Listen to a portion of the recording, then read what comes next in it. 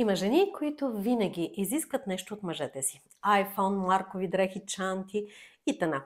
Или той е погледнал по лош начин, не е купил цветя и така нататък. А има жени, които не искат нищо. И всичко си осигуряват сами. От апартамента и колата до маникюра и козметиката. Интересното е, че разочарованията в отношенията са гарантирани на втората група. Оказва се, че е много трудно да обичаш човек, който няма желания. Такива хора са сякаш едностранчиви, сякаш половината от тях липсва.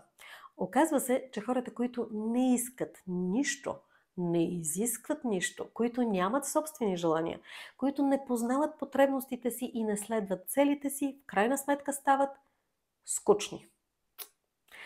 За да не предаваме желанията си и да не превръщаме живота си в застояло блато, е необходимо да познаваме потребностите и емоциите, които сигнализират за удовлетворяването им или за тяхното пренебрегване. За тези, които искат да знаят, за да могат, правя специален workshop желания, потребности, емоции. Местата, разбира се, са ограничени. В третия и четвърти уикенд на април за общо 4 часа в Zoom, на живо, аз и вие заедно ще свържем теорията с практиката. Побързайте!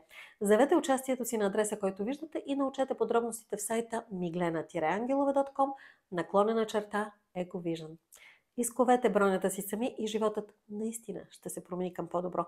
А сега действайте!